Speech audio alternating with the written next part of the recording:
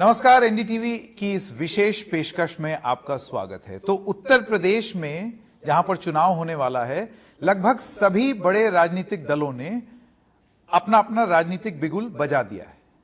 अब ऐसे में जो प्लेयर्स हैं जैसे कि भाजपा, सपा, इनके अलावा एक पार्टी है बसपा, जिसके बारे में अलग अलग लोग अलग अलग राय रखते हैं। कुछ का मानना है कि भाई वो पार्टी थी, अब वो उस तरीके की पार्टी नहीं रही, वो वर्चस्व नहीं रहा।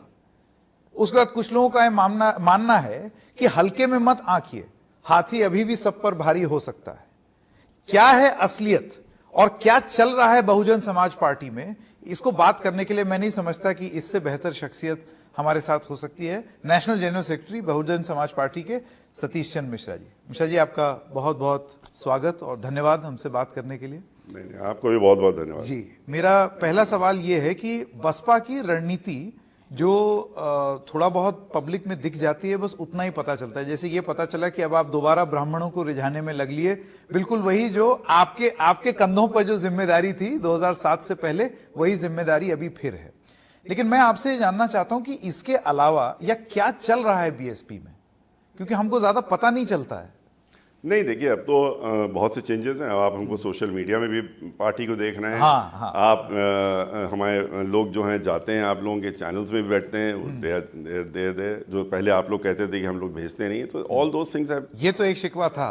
तो ये शिकवा तो हम लोगों ने कम से कम दूर कर दिया कि आपको पता लगता रहेगा कि बीएसपी क्या कर रही है। और बीएसपी जो है, देखिए, बीएसपी एक पॉलिटिकल पार्टी के साथ साथ में बीएसपी एक मिशन भी है। और मिशन पहले है, बाद में पॉलिटिकल पार्टी है। तो मिशनरी वर्क जो होता है वो हम लोग ग्राउंड लेवल पे करते हैं और घर घर पे करते हैं, जाके हम लोग बूथ लेवल पे करते हैं।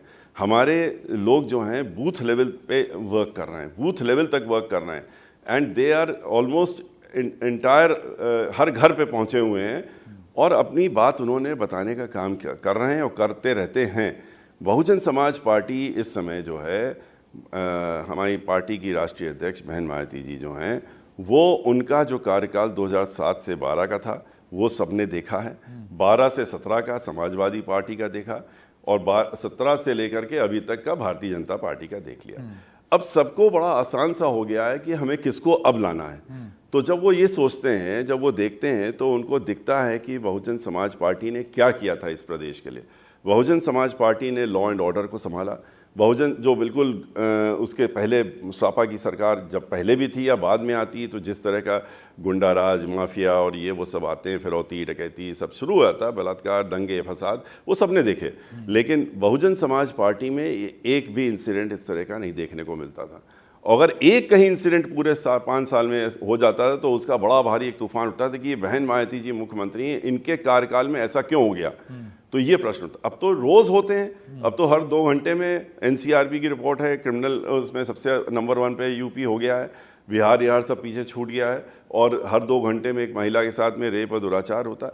तो इस समय बहुजन समाज पार्टी ने जो करके दिखा दिया उसको लोग याद कर रहे हैं। चाहे डेवलपमेंट हो, डेवलपमेंट में आप देखिए पूरे उत्तर प्रदेश में हर तरफ डेवलपमेंट हुआ, एक जगह नहीं हुआ। चाहे वो पढ़ाई के मामले में हो, मेडिकल कॉलेजेस बनाने के मामले में हो, हॉस्पिटल्स बनाने का हो, हॉस्टल्स जो बच्चे लोग आईएएस आईपीएस के लिए तैयारी करते हैं, कि वो लोग हर जिले में एक हॉस्टल बनाया गया कि आप आइए, वहाँ रहिए, फ्री में रहिए और पढ़ाई करिए, आपको फ्री कोचिंग भी दी जाएगी। और नोएडा की यूनिवर्सिटी बनाई, लखनऊ में जो यूनिवर्सिटी बनाई डॉक्टर शकुंतला मिश्रा के नाम से, वो तो वर्ल्ड में अपने आप में एक अकेली यूनिवर्सिटी ऐसी है जो विकलांगों के लिए यूनिवर्सिटी बनी हुई है। तो डेवलपमेंट में आप चाहे नोएडा देख लीजिए, एक्सप्रेसवे देख लीजिए, फार्मूला 4 रेस देख लीजिए, पावर का जनरेशन देख लीजिए, जो 25 साल से नहीं हुआ था जनरेशन बढ़ाना, एक वॉट नहीं बढ़ा था, 6,500 मेगावाट से 13,500 मेगावाट पहुंचाने का काम बहन मायावती जी ने किया था। मेट्रो लाने का काम नोएडा में, लखनऊ में शुरुआत की। गंगा एक्सप्रेसवे का हम लोग काम पूरा हो गया था, एक्विजिशन प्रोसीडिंग्स चल रही थी, तब तक गवर्नमेंट चली गई बिकॉज कुछ पीआईएल्स हो गई थी। तो सीवेज ट्रीटमेंट प्लांट लखनऊ में जो बनाया हम लोगों ने, एशिया का सबसे बड़ा सीवेज ट्रीटमेंट। मिश्रा जी, अब अखिलेश यादव कहेंगे हमने भी बहुत कुछ किया, हमने भी एक्सप्रेस आगरा से हम लखनऊ तक ले आए, भाजपा कहेगी हम पूर्वांचल तक ले जा रहे हैं, हमने भी कुछ कुछ विकास कर नहीं दिया। हमने खाली एक्सप्रेसवे का नाम नहीं लिया। एक्सप्रेसवे तो हमने पहली बनाई, जो बना के दिखा दी। उसके बाद आगरा से लखनऊ हम ला रहे थे, इन्होंने तो खाली इसको डाइवर्ट किया, थोड़े इधर उधर घुमा के ले गए। हम तो सीधे लखनऊ ला रहे थे, उनको कुछ जिलों पे ले जाना था, अपने जो उनके जिले थे वहां से घुमा के ले गए। हम लोग तो उसको आगरा से लखनऊ भी 1.5 घंटे में पहुंचाने वाले थे। मतलब इटावा सैफई होते हुए चली गई। बिल्कुल बिल्कुल, हम लोग तो 1.5 घंटे में लखनऊ ला रहे थे आगरा से, और हम लोग यहाँ से बलिया 6 घंटे में पहुंच रहे, 5 घंटे में हम लोग जो एक्सप्रेस वे बना रहे थे। तो अच्छी बात है कि अच्छे काम की नकल करे कोई और उसको करे, लेकिन ये कि कुछ और भी तो करें। हम लोगों ने तो बहुत कुछ किया, उसकी भी स्कूल कॉलेजेस बनाते हैं, बच्चों के लिए स्कूल बनाते हैं। हम लोगों ने 5,500 प्राइमरी स्कूल बनाए, 5,500 जूनियर हाई स्कूल बनाए, 29,000 बेसिक स्कूल्स बनाए, 29,000 बेसिक स्कूल्स इन यूपी। और माइनॉरिटीज़ के से लेकर के मेजॉरिटी के लिए, सबके लिए हम लोगों ने महिला विद्यालय almost in every district, hospitals in every district, चाहे हेल्थ का सेक्टर हो, चाहे इंफ्रास्ट्रक्चर हो। और फिर उसके बाद जो आम लोग हैं, चाहे वो मजदूर हों, चाहे वो वर्कर्स हों, चाहे आम पब्लिक हो, वो लोग भी तो देखते थे कि उनको कहाँ पर अच्छा मिल रहा है। नहीं, लेकिन मिश्रा जी, ये जो आपने मुझे पूरा बताया, विकास आपका मुद्दा रहेगा और आपकी बात से लग रहा है कि अभी भी आप यही मुद्दा बनाएंगे। लेकिन जब जमीन पर आप जो कार्य कर रहे हैं उसकी एक समीक्षा की जाए तो विकास मुद्दा नहीं दिखता है बीएसपी का। ऐसे लगता है कि आप 2007 वाला जो अपना तजुर्बा है उसको दोबारा से दोहराना चाह रहे हैं। इस वजह से चाहे वो प्रबुद्ध वर्ग के नाम से हो या ब्राह्मणों को रिझाने की कोशिश हो, ये बसपा का प्रयास ज्यादा दिख रहा है। मैं आपसे ये जानना चाहता हूं कि आपको इतना कॉन्फिडेंस क्यों है कि जो चीज 2007 में हो पाई, जिसको बिल्कुल स्टीयरिंग व्हील पे आपने बैठ करके चलाया, संचालित किया, वो 2021 में भी वैसे ही होगी? देखिए, अब हम 2007 में जितने कॉन्फिडेंट नहीं थे उससे ज़्यादा कॉन्फिडेंट आ जाएं कि ये होने वाला। और प्रबुद्ध वर्ग जो हमने मीटिंगें की, बैठक की, अगर प्रबुद्ध वर्ग की बैठक सबने एतराज़ किया कि साहब ये प्रबुद्ध वर्ग की बैठक क्यों कर रहे हैं, ब्राह्मणों को क्यों बुला रहे हैं, लेकिन आपने देखा उसके बाद क्या हुआ। जैसे हमने 74 मीटिंग कंप्लीट कर ली, 74 जिले गए, उसके बाद बीजेपी ने शुरू कर दिया, कहा हम भी प्रबुद्ध वर्ग करेंगे। सापा ने भी कहा हम भी प्रबुद्ध वर्ग करेंगे। पहले क्रिटिसाइज कर रहे थे, बाद में देखा नहीं तो गड़बड़ हो रहा है, सारा प्रबुद्ध समझदार है, समझ रहा है, देख रहा है कि क्या उनके साथ में हो रहा है। हम कॉन्फिडेंट इसलिए ज़्यादा हैं अब की बार क्योंकि 2007 में जब हम गए थे इन लोगों के बीच में, 5 से 7 में, तो हमारे पास कुछ बताने के लिए नहीं था कि हम क्या करा है हमने। हमें बताने के लिए ये था कि हम ये करेंगे, आप हमारे साथ आओगे, भाईचारा बनाओगे। आपकी आपके पास वो 5 साल का हमारे पास तो जो 5 साल में हमने करके दिखा दिया वो है, हमने सर्व समाज के लिए। पर मिश्रा जी, अगर ऐसा था तो फिर 2012 और 17 में वो छोड़ के क्यों चल दिया? तो यही कह रहे हैं, जब एक लोगों को उस समय सब इतना मिल गया जो उन्होंने कल्पना नहीं की थी, मिलने के बाद उनको लगा, मतलब ब्राह्मण ज्यादा पा गए, बस उनको लगा कि हमको तो सब मिल गया। तो उसके बाद उनका चलिए इनको भी देख लेते हैं। हालांकि हम लोग बहुत थोड़े थोड़े वोट से हारे थे, ऐसा नहीं है। वो सरकार खाली 2%, 1.5% का वोट का डिफरेंस था हमारे उनके बीच में। 1% हमारी तरफ और आता तो वो बाहर होते, हम अंदर होते। तो इसलिए difference was very low. More than 100 seats में हम लोग बहुत छोटे थोड़े थोड़े वोटों से हारे थे। लेकिन ब्राह्मण उसके बाद जाके पछताया कि उसके बाद जब उसने देखा कि उनके वहां किस तरीके से बेइज्जती हुई, किस तरह से इंसल्ट हुई, जैसे पहले हुई थी जब वो मेरे साथ आए थे, तो उन्होंने रिपीट शो देख लिया। उसके बाद ये 17 आ गया इलेक्शन। 17 में उनको लगा कि ये धर्म के नाम पे कह रहे हैं, हम तो मंदिर बनाएंगे, हम तो धर्म की बात करेंगे, लेकिन इसलिए इनके साथ चले गए। उल्टा हुआ क्या, धर्म की जगह अधर्म शुरू हो गया। जिन्होंने सपोर्ट किया था उन्हीं को ठिकाने पे ले लिया, निशाने पे ले लिया, और इन्हीं को चुन चुन के मारना शुरू कर दिया। ब्राह्मणों को ही चुन चुन के मारना शुरू कर दिया और उनकी ही हत्याएं होने लगी। 10 में से 8 हत्याएं होती हैं तो ब्राह्मणों की हो रही हैं, या दलित उत्पीड़ित हो रहा है या तो ब्राह्मण उत्पीड़ित हो रहा है। तो उनको ये रियलाइजेशन हुआ कि धर्म के नाम पे तो उन्होंने कुछ किया नहीं, खाली हमारा वोट लिया और हमको धोखा देकर। नहीं, लेकिन आप इतने कॉन्फिडेंट क्यों हैं कि 2007 की तरह ही इस बार भी पूरा ब्राह्मण समाज आपकी पार्टी के साथ देगा? क्योंकि आपको नहीं लगता है कि ये एक कल्पना है जो आपने की है कि पूरा ब्राह्मण वर्ग जो है वो एक ब्लॉक है और वो ब्लॉक एक साथ वोट करता है? हो सकता है ब्राह्मण अलग अलग विचारधारा रखते हो। नहीं, देखिए, ब्राह्मण जो है बुद्धिजीवी समाज है, बुद्धि का इस्तेमाल करता है और उसको ये मालूम है कि अगर हम इन ब्लॉक जाते हैं तो हम अपनी ताकत दिखा पाएंगे। क्योंकि अगर 13% ब्राह्मण है या 16% ब्राह्मण इकट्ठा होकर अकेले ही कहीं पर लड़ ले तो एक भी सीट नहीं जीतेगा।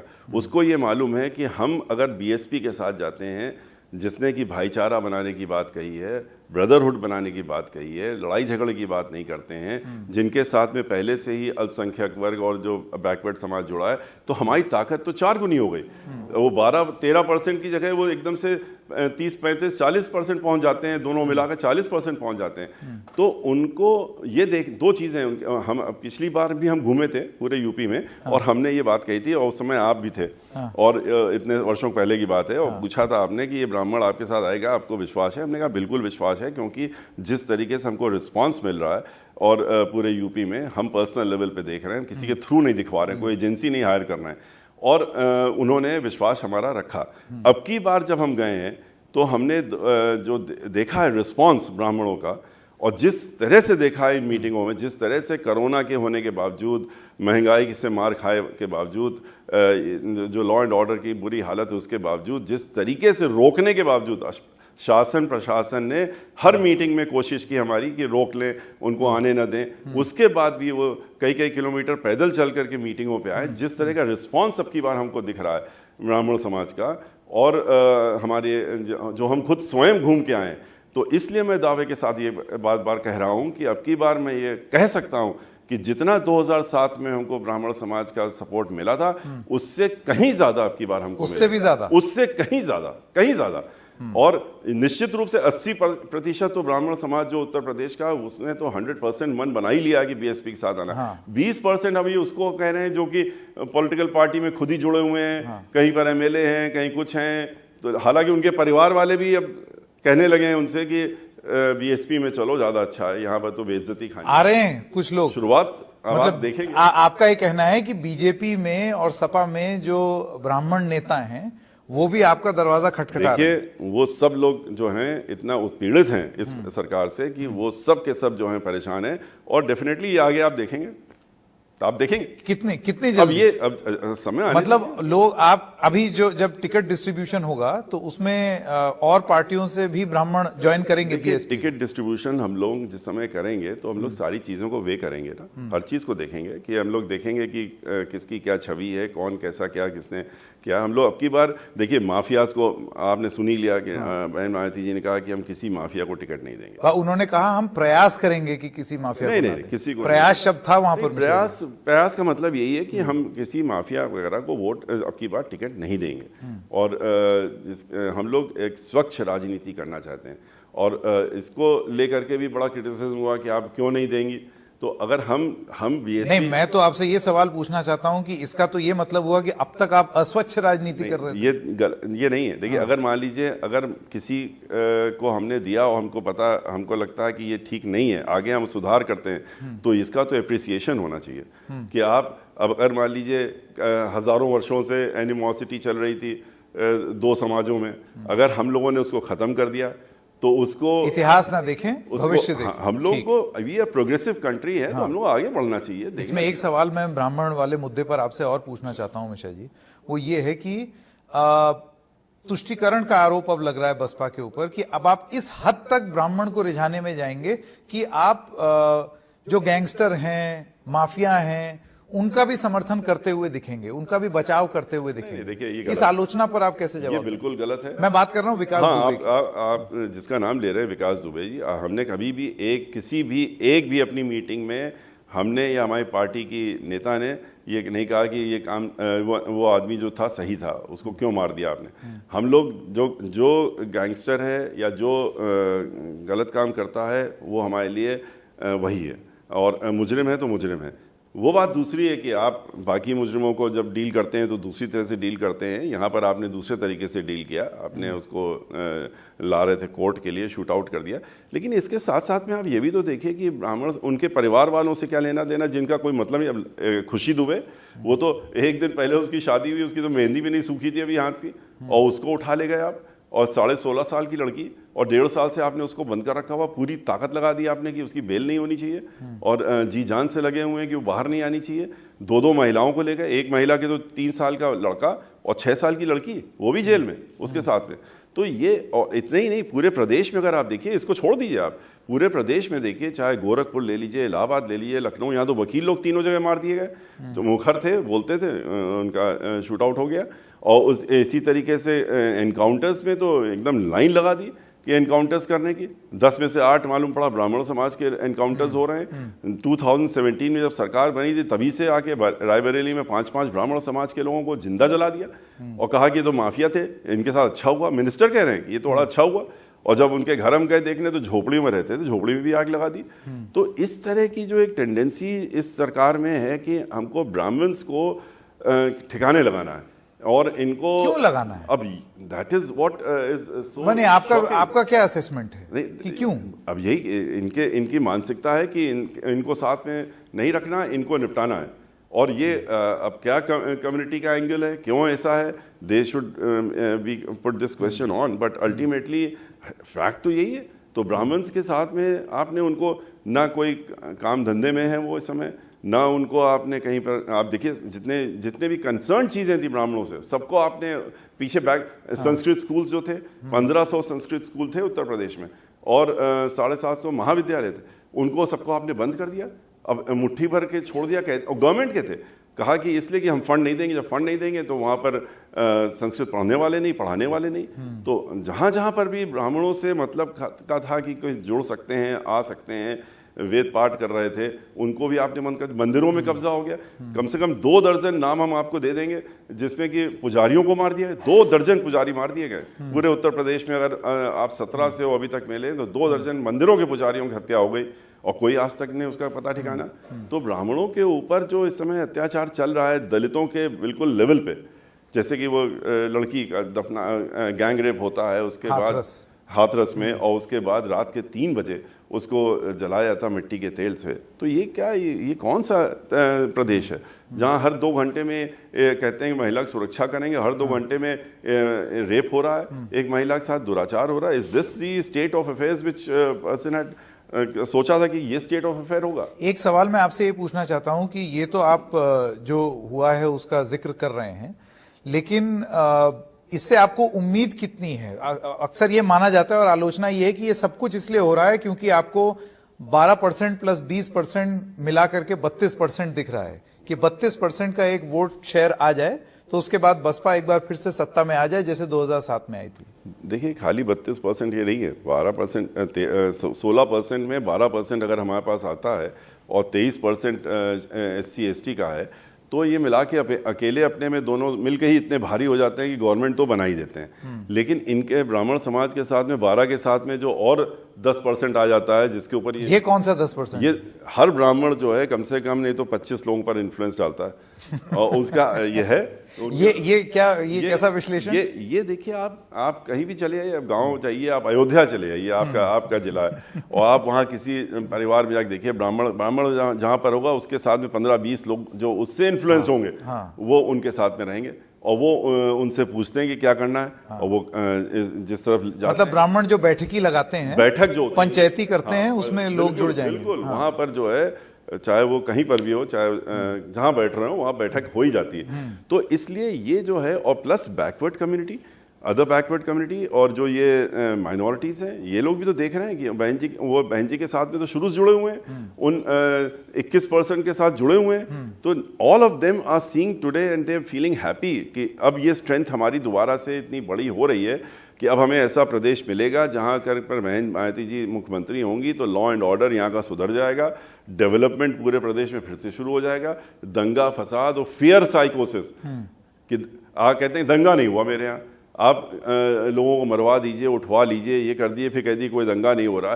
तो दंगा फसाद ये सारी चीज़ें जो हैं ये होती तो है नहीं, करवाई जाती हैं। तो ये सब चीज़ों से निजात पाने के लिए और ख़ास तौर से उत्तर प्रदेश की महिलाएं इस समय जितनी तेजी से बहन मायावती जी के साथ में जुड़ रही हैं उसका ये अनप्रेसिडेंटेड है, पहले कभी नहीं हुआ। वो भी देख रहे हैं कि अब उनको अपनी सुरक्षा चाहिए। जी, ब्राह्मणों से जुड़ी हुई बात क्योंकि हम कर रहे हैं तो मैं आपसे ये पूछना चाहता हूं कि महंत नरेंद्र गिरी उनकी मौत जिस तरीके से हुई, वो आत्महत्या थी, खुदकुशी थी या उनको मारा गया था, इसको लेकर के काफी चर्चा हो रही है उत्तर प्रदेश में। बसपा का क्या मानना है? देखिए पहले ही दिन जिस दिन डेथ हुई थी उसी दिन सुसाइड, सो कॉल्ड सुसाइड, हमारी पार्टी की राष्ट्रीय सो कॉल्ड क्यों कह रहे हैं आप? इसलिए कि वो हो ही नहीं सकती सुसाइड, लग ही नहीं रहा कि सुसाइड होगा। क्योंकि उस व्यक्ति को मैं तो कम से कम व्यक्तिगत रूप से जानता हूँ। मैं तो अभी 1.5 महीने पहले मिला था इलाहाबाद में, जब हम अपना कार्यक्रम ब्राह्मण समाज का कर रहे थे, तो हम वहाँ पर जो गंगा किनारे लेटे हनुमान जी हैं, उनके जब दर्शन करने हम गए तो उनको सूचना मिल गई कि हम वहाँ दर्शन करने आ रहे हैं। तो ही वॉज नाइस इनफ कि उन्होंने हमको वहाँ पर बैठने रुकवाया कि हम आ रहे हैं, स्वयं आए वहाँ पर और आ करके उन्होंने पूरी आरती कराई, पूरी पूजा कराई। फिर उनके साथ करीब आधा घंटा हम बैठे और बातचीत हुई हमारी। 1.5 महीने पहले की बात है। उसके पहले भी हम उनके आश्रम जा चुके हैं एक बार, आज से कई साल पहले। तो वो व्यक्ति उनमें से था ही नहीं जो कि वो सुसाइड करेगा। और सुसाइड करके अगर मान लीजिए जो चीज़ें एलिगेशंस लगाए जा रहे हैं, जो सुसाइड नोट बनाया जा रहा है, वो अपेरेंटली इतना फर्जी लगता है कि उसमें लिख रहे हैं कि हमको बदनाम कर देते। तो अगर यही सिचुएशन थी और एक्चुअली उसमें इन्वॉल्व नहीं है, जब इन्वॉल्व नहीं थे तो वो अगर होता तो वो रिपोर्ट कर देते, अपने आप पकड़ जाते जिन लोगों ने कोशिश की थी बदनाम करने की। तो इस तरह की एक कहानी बनाई गई कि एक तो उनका कैरेक्टर के ऊपर उंगली उठा दो इस बहाने से, और दूसरा क्या कि आपको लग रहा है ये सुसाइड थ्योरी जो है इसको फ्लोट किया गया है? सुसाइड डेफिनेटली ये इंक्वायरी, प्रॉपर इंक्वायरी, अगर सीबीआई इंक्वायरी तो कर दी इन्होंने प्रेशर में, लेकिन सीबीआई के साथ साथ में एक जज और सिटिंग जज के अंतर्गत में इसको मॉनिटरिंग होनी चाहिए और सही इंक्वायरी हो जाएगी तो बिल्कुल क्लियर हो जाएगा कि it's not suicide, it is a murder. खुदकुशी? अच्छा, ये आप कह रहे हैं डेफिनेटली कि ये मर्डर है, it will come out as a murder. कौन करेगा मर्डर?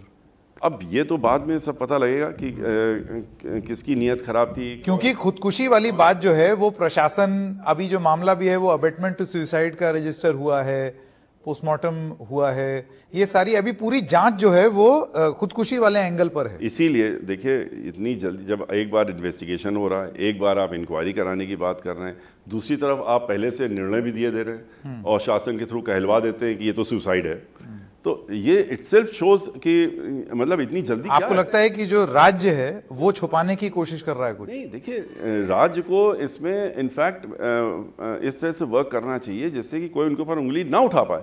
उनको इंडिपेंडेंट इंक्वायरी के लिए, और अभी जो वो काम कर रहे हैं, देखिए उनको जुडिशल, ये अभी से अगर आप कह दें कि ये तो सुसाइड है और उसी पे हम इन्वेस्टिगेशन शुरू करेंगे तो दिस विल बी रॉन्ग। इसको देखना चाहिए कि सुसाइड है कि मर्डर है, उसको लेकर के चलना चाहिए शुरुआत से, तभी तो इन्वेस्टिगेशन पर आप ये मानते हैं सही रास्ते में जाएगा। बतौर पेशे से वकील होने के नाते और एक राजनीतिक शख्सियत होने के नाते आप मानते हैं, आपको लगता है कि ये मर्डर है और एक निष्पक्ष जांच हो तो उसमें ये आ जाएगा? देखिए अभी ये मतलब एग्जैक्ट कह पाना ये तो बड़ा मुश्किल हो जाएगा क्योंकि ये इन्वेस्टिगेशन का मामला होगा। तो इन्वेस्टिगेशन, लेकिन ये तो लग रहा है कि इट इज टोटली सस्पिशियस, और ये कि सुसाइड हो ये नहीं कहा जा सकता कि it is definitely a suicide.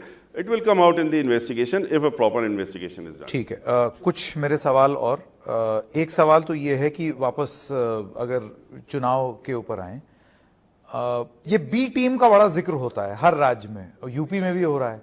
Baspa के ऊपर आरोप लगते हैं कि वो बीजेपी की बी टीम, ओएसी पे भी आरोप है कि वो बीजेपी की बी टीम।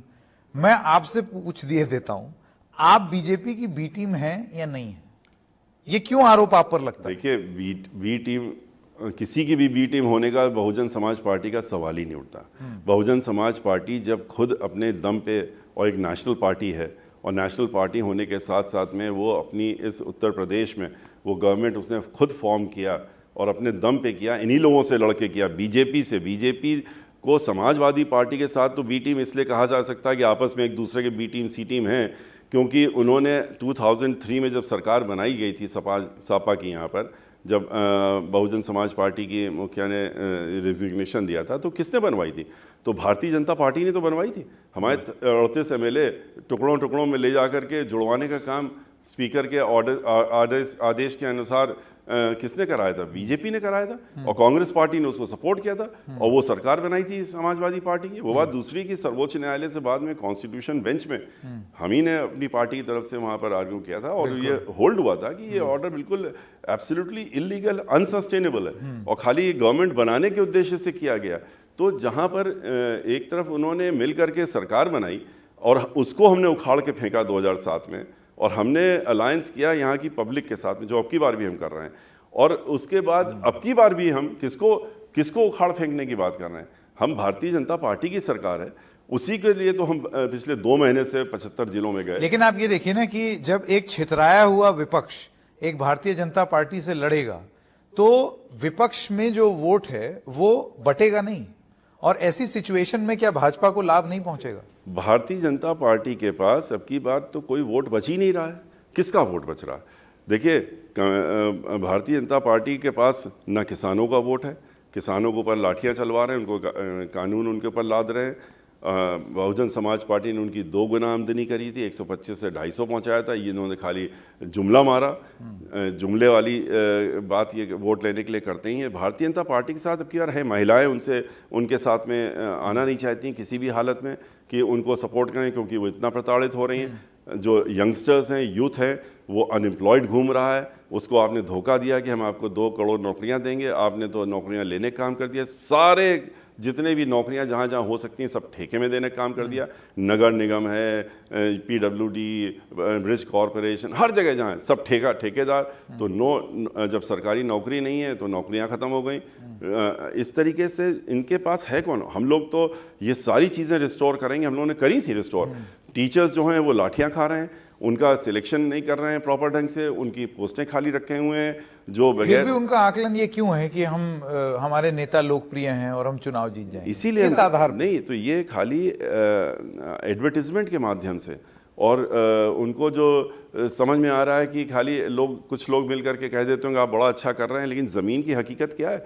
आप जमीन हकीकत देखनी तो आप आपके लोग खुद ही बता देंगे कि कोई भी MLA, कोई भी MP और मिनिस्टर अपने क्षेत्र में नहीं जा रहा है, अपने घरों पे नहीं जाते हैं, जाते हैं तो छुप के जाते हैं कि ऐसा ना हो क्षेत्र वालों को पता लग जाए कि हम अपने घर आए हैं और वो हमको घेर लें।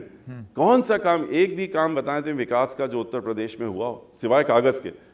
नहीं, ये मिश्रा जी मैं आपकी बात समझ रहा हूं, लेकिन देखिए जब विपक्ष की अलग अलग पार्टियां जो अलग अलग चुनाव लड़ रही हैं, अगर एक हाइपोथेटिकल सिचुएशन की कल्पना करते हैं कि सबके वोट कुछ इस तरीके से सीटें आती हैं कि अगर आप एक साथ आ जाएं तो आप बीजेपी को बाहर रख सकें। मैं आपसे जानना चाहता हूं कि बसपा जो कि पहले अलायंस कर चुकी है सबके साथ, क्या वो दोबारा अलायंस करेगी? जैसे अगर सपा, कांग्रेस, बसपा, RLD ये सब ये सोचें कि चलिए भाई महाराष्ट्र के तर्ज पर साथ आ जाते हैं, तो क्या BSP ऐसे कॉम्बिनेशन में शामिल होगी? देखिए, हम लोग किसी भी कॉम्बिनेशन में शामिल नहीं होंगे। हम लोग बहुत चुनाव के बाद भी बेटर एक्सपीरियंसेस हैं, इसलिए हम लोग किसी के साथ शामिल नहीं होंगे। और हम लोग बिल्कुल 100% कॉन्फिडेंट हैं इसीलिए कि हम लोग अपनी खुद की मेजॉरिटी की सरकार बनाएंगे। नहीं आई तो नहीं आएगी तो बाहर बैठेंगे, लेकिन किसी को समर्थन नहीं देंगे।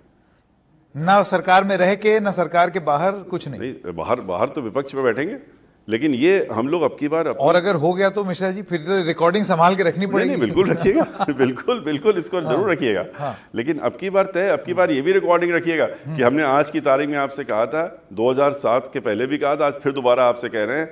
और अच्छी बात है कि आप हैं आज हमारे साथ में, उस समय भी आप थे। बिल्कुल थे। और सरकार 206 भी देखा। और सरकार हम लोगों ने बनाई 206 में, और अब की बार हम लोग उससे कहीं ज्यादा। कितना एक देखिए अनुमान देखिए, हम लोग फुल मेजॉरिटी की सरकार बनाएंगे, एब्सोल्यूट मेजॉरिटी की सरकार बनाएंगे। नहीं, और लोग नंबर दे रहे हैं 400 पार, 300 पार, 350 पार। अब 401, कोई कह रहा हम 400 सीटें लाएंगे। 3 सीटें कौन सी क्यों छोड़ दी ये नहीं समझ में आया, किसके लिए छोड़ दी?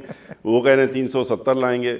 अब 370 में कहां से लाएंगे? यहाँ पर 1000 सीटों में तो चुनाव हो नहीं रहा है, सीटें तो इतनी लिमिटेड हैं, तो जितनी सीटों में है उसी में तो सीट लेके आएंगे सब लोग। लेकिन हम ये जानते हैं कि हम अपनी गिनती हम लोग नहीं बात करते हैं, हम लोग ये जानते हैं कि जितना 2007 में हम मेजॉरिटी से सरकार लाए थे उससे बहुत आगे बढ़ करके हम लोग अब की बार सरकार बनाने का काम करेंगे। बहन जी कहाँ हैं और वो उस तरीके से दिखती क्यों नहीं है चुनाव प्रचार करते हुए, जैसे आप योगी आदित्यनाथ को देख रहे हैं, जैसे आप अखिलेश यादव को देख रहे हैं?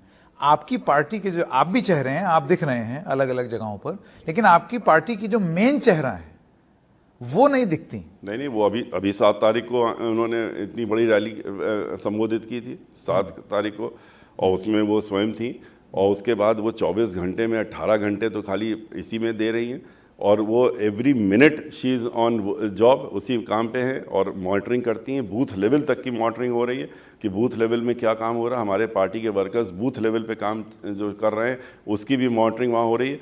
बाहर निकलने की स्टेज जब आएगी तो वो बाहर भी आएंगी, लेकिन वो एक अभी तो हम लोगों को मैदान में उतारने की समय था। जब हम लोग मैदान में निकले हैं उससे इतनी परेशानियां हो गई हैं। अब बहन जी जब बाहर निकलेंगी तो आप समझ सकते हैं कि उसके बाद तो फिर कुछ बचना ही नहीं। जैसे बीएसपी, मुझे याद है जब बहन कुमारी मायावती की रैली होती है उसमें एक व्यवस्था करके, ये अक्सर ये होता है कि इतने लाख लोग या 2 लाख 3 लाख लाखों में बात होती है। इस टाइप की कोई चीज तो अभी दिखाई दे ही नहीं रही है। चुनाव एकदम आ गया सिर्फ। नहीं, अभी तो 3 महीने तो अभी घोषणा के हैं, 3.5 महीने 4 महीने तो समय आ गया है। समय आने पर ये सब काम हर बार हमेशा समय आने के साथ में होता है और अब की बार भी होगा। और ऐसा नहीं है कि आप जो रणनीति वो बनाती हैं, रणनीति तो सारी हम लोगों की रणनीति भी उन्हीं की बनाई हुई है कि हम लोगों को कब निकलना, कब कैसे निकले, और निकल करके जो हर जिले में गए। हमारे और लोग जा रहे हैं, हमारी बैकवर्ड कम्युनिटी के लोग जो हैं, बैकवर्ड क्लासेस के जो मीटिंगें हो रही हैं वो भी हम लोग कर रहे हैं, हम भी कर रहे हैं और लोग भी कर रहे हैं। इसी तरह से माइनॉरिटीज़ की हर चीज़ का चल रही है। लेकिन बहन अभी वो स्टेज जब उनकी खुद की आएगी तो वो भी सामने आएंगी। एक आखिरी सवाल मैं पूछना चाहता हूं कि विकास की जब बात होती है तो ये बात सच है कि बहुत हाईवे बने बसपा के राज में, बिल्डिंग्स बनी, इंफ्रास्ट्रक्चर तैयार हुआ, लेकिन मूर्तियां भी बनी, पार्क भी बने, हाथी पार्क भी आए, और इसकी आलोचना, वो पार्क भारी हो गया आपके बाकी काम पर। इस बार मैंने देखा घोषणा की जरूर मायावती जी ने कि उन्होंने कहा कि अब की पार्क नहीं बनेंगे। क्या ये फैक्ट होगा कि अब आपको जो पार्क बनाने थे और जो मूर्ति बनानी थी अब वो दौर खत्म हो गया? बस देखिए, वो तो आपने खुद ही सुना होगा, 7 तारीख को जब माननीय बहन मायावती जी ने अपना भाषण दिया था, एड्रेस करा था रैली को, तो उन्होंने उसमें स्वयं रूप से कहा कि हमें जो अपने हमारे संत गुरु महात्मा जिन्होंने ये समाज को उठाने का काम किया, जिसकी तरफ कोई देखता नहीं था, और उनको उन्होंने कहा कि जो सम्मान देना था, सम्मान देने के लिए जितना हमको करना था हमने उत्तर प्रदेश में वो कर लिया, और उसके अलावा जो है अब हमें इसको आगे नहीं करने की ज़रूरत है, क्योंकि जितना करना था हमने कर लिया। तो ये तो उन्होंने स्वयं कहा। लेकिन अगर आप देखें तो खाली ये स्टैचूज़ और उससे नहीं है, पार्क वगैरह आप देखें, चाहे नोएडा चले जाइए, चाहे लखनऊ में चले जाइए, आप डॉक्टर अम्बेडकर पार्क में चले जाइए, जहाँ पर रोज़ 2 फिल्म की शूटिंग चलती रहती है, होती रहती है, और माननीय काशीराम जी इको गार्डन में देख लीजिए आके, तो आप कहीं भी चले जाएंगे। वो जो रैली स्थल है, रैली स्थल जो है वो भी उसी का पार्ट है। तो ये सारी चीज़ें जितना पूरे उत्तर प्रदेश में पूरे 5 साल में 2100 करीब करोड़ का बजट था, जिसमें ये सब चीज़ें हुई थी। जहाँ पर कूड़ा पड़ता था वहाँ पार्क बन गया, वहाँ पर लोग टहलने जाते हैं। तो अगर इसको यहाँ तो 15,000 खाली पिछले 5 साल में इन्होंने अपने उसमें लगा दिया एडवर्टीजमेंट में कि हमारा दिखाओ हम कितना अच्छा काम कर रहे हैं। वहाँ तो 2,000 करोड़ में पूरे लखनऊ से लेकर नोएडा तक सारी चीज़ों को डेवलप करके और बनाने का काम किया। तो ये एक सोच की बात है कि क्यों आप इनके लिए बना रहे हो, लेकिन उन्होंने बनाने का जो काम करना था कर दिया। उन्होंने अब जो है ये भी कह दिया कि इसके आगे उन्होंने कहा अब हम नया उत्तर प्रदेश बनाएंगे, अब हम उत्तर प्रदेश को जगमगा करके दिखाएंगे। हम अब की बार हमारी सरकार बनेगी तो ओवरऑल डेवलपमेंट उत्तर प्रदेश का इस तरह से होगा कि हिंदुस्तान में उत्तर प्रदेश अलग से चमकता हुआ दिखेगा, और वो उनके अंदर कैपेबिलिटी है, कैपेसिटी है, वो करके दिखा भी देंगी, क्योंकि उन्होंने उत्तर प्रदेश में करके दिखाया पहले। जी, सतीश चंद्र मिश्रा जी, एनडीटीवी से बात करने के लिए आपका बहुत बहुत धन्यवाद। Thank you.